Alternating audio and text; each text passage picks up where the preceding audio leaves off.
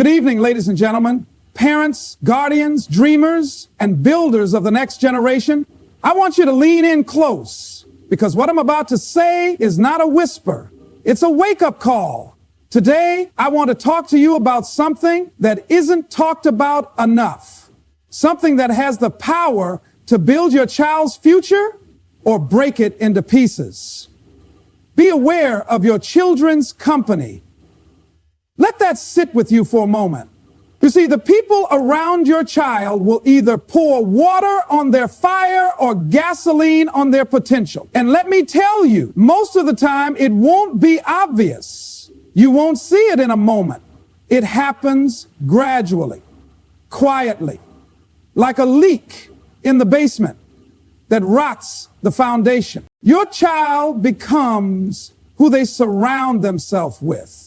Not who you tell them to be, not what you post on Facebook, not even what you teach at home.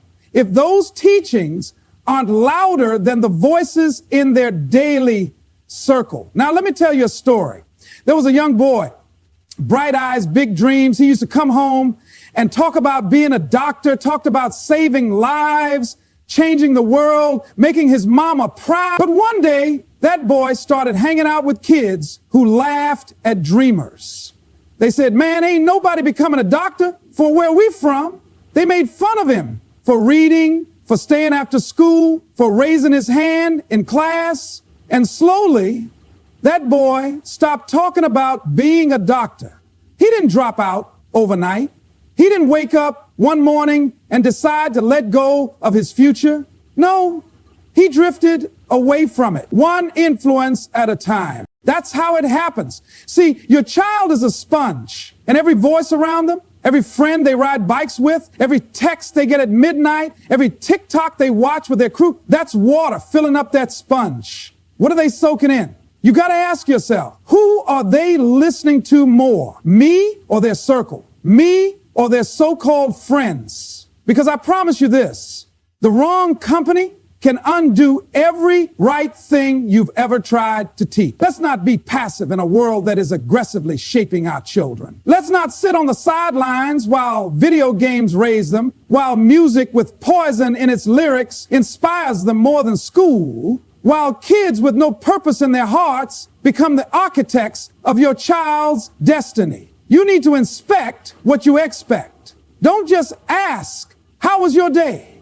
Ask, who did you spend it with? Don't just say, I trust them. Say, let me get to know them. I'm not saying judge every friend they have. I'm saying guide them, mentor them, be present, be nosy, be loud, be relentless. Be that parent who cares too much rather than the one who regrets too late. Because here's the truth. Your child's circle is stronger than your lectures. They may roll their eyes when you ask questions. They may slam the door when you set boundaries. But I'd rather deal with slammed doors now than prison doors later. Your child's future is on the line. We're not raising kids. We're raising future leaders, business owners, teachers, healers, innovators. We are raising someone's spouse, someone's parent, someone's role model, and the world is out there, pulling them every direction, offering shortcuts, feeding them lies, telling them this life ain't for you. You're not enough. Just settle. But if they've got the right friends, friends with vision, friends who push them higher, friends who say, let's go to the library instead of the streets, friends who remind them of their greatness, even when they forget it themselves, that's when your child becomes unstoppable. And that's when your parenting takes root. Let me ask you, what kind of seeds are you planting in your child's environment? If you want your child to grow like an oak tree, you can't let them be surrounded by weeds, because weeds don't support trees. They choke them. Cut the weeds. Some of us are so afraid of hurting feelings. We'd rather watch our kids drown in bad influence than upset someone else's child. But I came to tell you, you don't owe explanations for protecting your legacy. If a friend is dragging your child down, cut it. If a voice is drowning out your own, replace it. If a habit is forming that smells like trouble, break it before it breaks them. Because there is greatness in your child, but greatness doesn't survive in every environment. You've got to be the guardrail, the watchtower, the shepherd. You've got to be involved, even when they say they don't need you, especially then. Let me leave you with this. When your child is grown, when they're walking in their purpose, when they're raising kids of their own, what will they say about you? Will they say, my mom knew my friends' names. My dad didn't let me just hang with anybody. They cared enough to check. They cared enough to fight for me. Or will they say, I wish someone had noticed before it was too late? You still have time. You still have power. You still have a voice. Use it. Speak life. Speak boundaries. Speak truth. Be aware of your children's company because it shapes their character, their choices, and their chances in this world.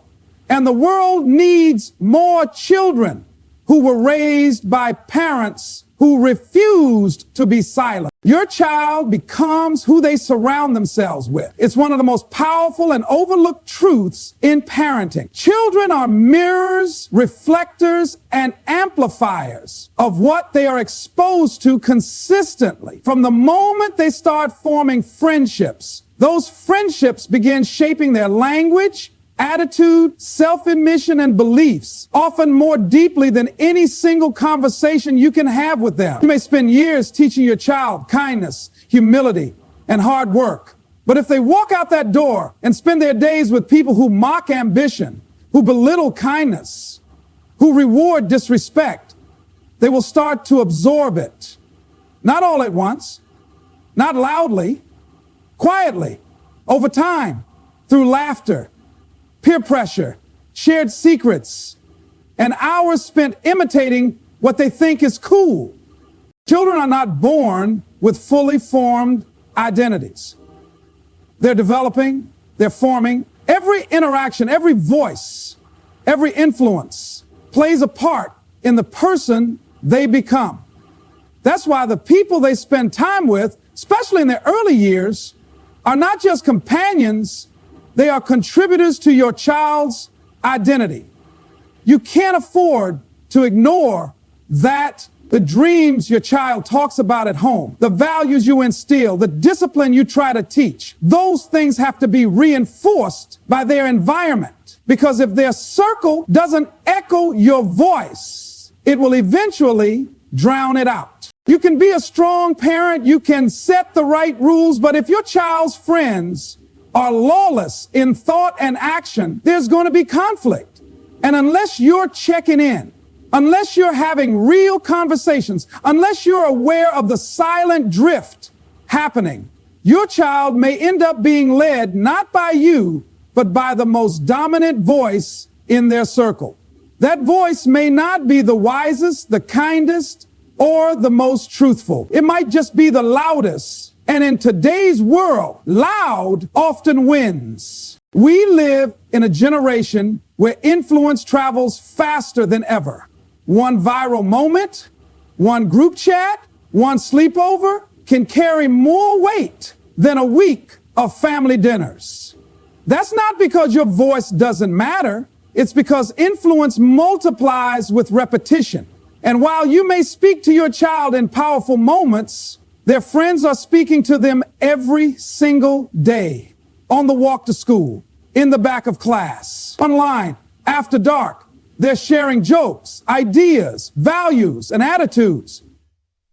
And all of that is slowly sinking in. If your child surrounds themselves with ambitious, respectful, focused kids who want more from life, kids who care about doing the right thing, then your child will begin to rise to that level. They'll be challenged to grow, encouraged to keep going, supported when they fall. But if they're surrounded by negativity, by kids who mock effort, who make recklessness look fun, who disrespect others as a way of bonding, that will become that will feel like normal. And anything that feels normal begins to feel right, even when it's wrong. People underestimate how much friendships mold values. But think back to your own life. the times you drifted, the times you made poor choices.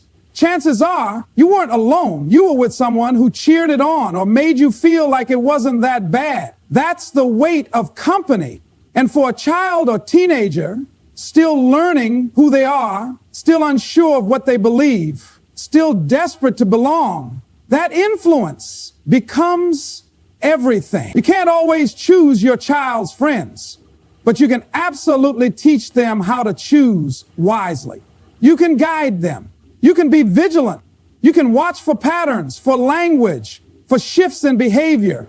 You can speak with them, not just to them, because their company isn't just social. It's spiritual, mental, emotional.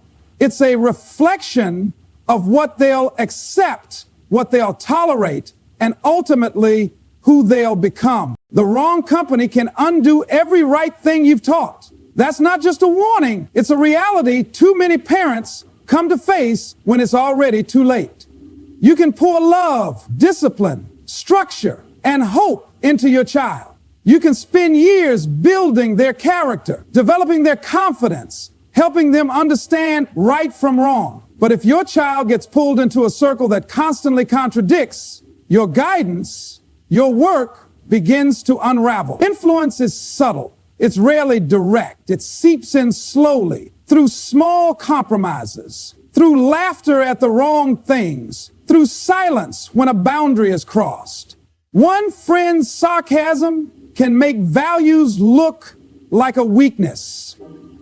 One peer's disapproval can turn strong morals into a joke. Children, especially in their teenage years, are desperate to belong. They want to feel seen, accepted, and part of something. That hunger for belonging can often override the wisdom you've spent years teaching. If the wrong company validates them in ways you haven't, they'll lean into it. If the wrong company gives them a sense of freedom that feels exciting, they'll chase it. And once that connection forms, everything you've taught them becomes a quiet voice in the background, faint, distant, often ignored.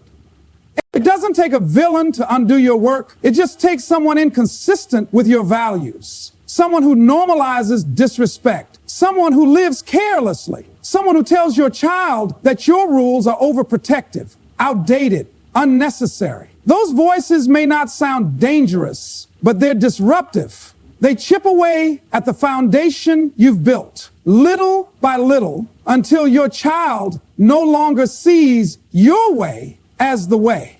Your child no longer sees your way as the way. They begin to view your discipline as control, your concern as criticism, your guidance as judgment. That's how the wrong company works. Not by force, but by erosion. And make no mistake, this undoing doesn't always happen in dramatic ways. It can be as simple as your child losing their drive to study, their respect for teachers, their kindness towards siblings. You start noticing a shift in attitude, a shorter temper, a sudden silence where there used to be openness. Those are signs that another influence is starting to replace your own. And if that influence goes unchecked, it won't just change their behavior, it will change their trajectory. You might think your child is strong enough to resist bad influence, but strength is not the absence of pressure. It's the ability to hold firm under pressure. And that kind of strength has to be built intentionally with support. If their entire social circle is pulling in one direction, even the strongest child can be swayed. You have to understand the power of environment. Even good seeds won't grow in toxic soil. You can give your child all the right tools, but if their daily surroundings devalue those tools, they'll stop using them. That's not failure on your part. That's the power of influence. Many children don't fall because they're weak. They fall because they're tired of standing alone. The wrong company makes them feel like standing for something isn't worth it. That's why you must pay attention, not just to your child's actions, but to their associations. Who do they laugh with? Who do they admire? Who do they listen to when no adults are around? because whoever holds their attention holds their direction. You could be the best parent in the world, but if you allow the wrong voices to get closer than yours, those voices will rewrite everything. Not all at once, but over time, with repetition, with emotion, with peer validation. And the longer those voices speak, the more they sound like truth. The wrong company doesn't always push, they pull gently, subtly, but always away from what you've built. Expect what you expect. Be present, be involved. You can't afford to assume that just because you set the rules, your child is living by them. You can't assume that just because you had one good conversation, the lesson is learned and protected forever. Parenting isn't a one-time deposit. It's a daily inspect. And the truth is, children don't do what you say. They do what you inspect, what you follow up on, what you pay attention to. They don't just hear your words. They watch your consistency. They test your boundaries. They notice whether your expectations come with accountability or if they're just empty talk. You might expect your child to choose good friends, but have you ever asked who those friends are? Have you sat down with them, observed how they speak, how they treat others, how they talk about school, goals, or family? You might expect your child to stay focused on their studies, but have you looked at the hours they spend online, the group chats they're in, the late night messages that shape their thoughts when you're asleep? You might expect them to be honest, kind, respectful, but have you created space for them to feel safe opening up to you without fear of judgment or quick punishment? Being present doesn't mean hovering. It means being aware. Being involved doesn't mean controlling. It means participating. You have to be engaged in the daily world your child lives in, not just the world you built for them. Because they're not growing up in your imagination. They're growing up in a very real, very fast, very loud culture that pulls them in every direction. If you don't show up as a guide, someone else will. And not everyone who reaches out to your child has good intentions. You need to pay attention not just to the big things, but the small shifts. The tone of their voice when they speak, the new slang they use, the music they suddenly play on repeat, the humor they laugh at that didn't used to be funny to them. These aren't random. These are signs, indicators of influence. And if you don't pay attention, those signs grow into patterns, and those patterns grow into habits, and those habits form identity. Expectations without inspection breed false confidence. You think your child knows better, but the pressures they face are relentless. Peer approval, fear of rejection, desire to fit in, all of that pushes hard against the values you're trying to teach. So you can't set the standard and walk away. You've got to return to it, reinforce it, question it, praise it, correct it, and sometimes reteach it. Not because you don't trust them, but because you love them. Real love checks in. Real love follows through. It's easy to say they're good kids, but even good kids need accountability. Even good kids get curious. Even good kids get tired of standing alone in a group of friends who don't think like them. That's when they need your presence the most. Not your lectures, not your anger, your presence, your time, your energy, your willingness to enter their world, listen to their fears, understand their pressures, and still hold the line. If you expect excellence, inspect their habits. If you expect integrity, inspect their decisions. If you expect growth, inspect their circle. You are not invading their space. You are protecting their development. You are shaping their judgment through your attention. Your involvement tells them what matters. It shows them they are worth the effort. Children don't just want freedom. They want structure with purpose. They want to know someone is paying attention. Someone cares enough to ask, to challenge, to guide. Don't wait until there's a crisis to get involved. Don't wait until the grades drop, the attitude changes, or the call comes from the school. Be proactive. Be consistent. Let your expectations live in your actions, not just your words. Because what you inspect regularly becomes what they respect deeply. You don't owe explanations for protecting your legacy. As a parent, you are the gatekeeper of your child's future. Your decisions, your boundaries, your standards, they are not up for debate when it comes to protecting what you've worked to build in your child. Too many parents hesitate to step in, to draw the line, to say no, because they're afraid of being judged. Afraid of upsetting other parents, afraid of isolating their child. But protecting your child's path should never require permission from the outside world. You don't owe anyone an apology for doing what's right, even when it's unpopular. There will be moments when you have to say, I don't like that friend. Times when you'll need to say, you're not going there. And there will absolutely be days when your child fights you on it, when their friends question it, when other parents suggest you're being too strict or too dramatic.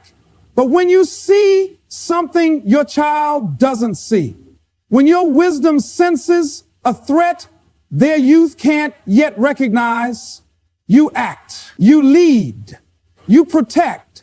That's your role, that's your responsibility. Not everyone will understand it, and they don't have to. You are not raising your child for approval. You are raising them for purpose. You see farther than they can. You know the cost of certain friendships, the danger of certain behaviors, the subtle drift that comes from ignoring warning signs. You've lived it. You've witnessed it. And so, when you say no, it's not from fear. It's from foresight. And if people think you are being controlling, let them think it. If your child says you're being unfair, let them say it. That's the weight of leadership. It doesn't always come with applause, but your job isn't to be liked in every moment. It's to lead through every moment. Too many parents back off when pressure comes from the outside. They don't want to offend. They don't want to look overbearing. But being passive in the face of negative influence isn't being polite. It's being permissive. And permissiveness has consequences. You have to be willing to stand in the tension, to be the one who says, this may not be what everyone else is doing, but this is what, and you have to say it with strength, not apology, because the foundation you lay in your child's life is sacred. You've worked too hard, planting values, building confidence, teaching faith, instilling discipline, to let it be undone by the opinions of others. There's always going to be someone who thinks you're too much. Someone who says, let kids be kids. Someone who tells you to loosen up, to back off. But those same people won't be there when the consequences show up. They won't carry your child through pain. They won't pay the price for silence. You will. That's why you don't wait for consensus when it comes to your child's protection. You act. You lead. You draw the boundary and you enforce it. Not because you're rigid, but because you're responsible. Legacy doesn't happen by accident. It is guarded. It is built through intentional decisions and bold stands. And sometimes protecting that legacy means removing people from your child's life who don't belong there. Not with hate, not with drama, but with clarity, with wisdom, with a conviction that says, not on my watch. The people who pour into your child should match the values you've worked to plant. Anything less is a threat to the vision you have for their life. You're not just raising a child. You're raising someone's future role model, someone's leader, someone who will one day face their own hard choices. If you shrink now, they'll shrink later. If you waver, they'll learn to do the same.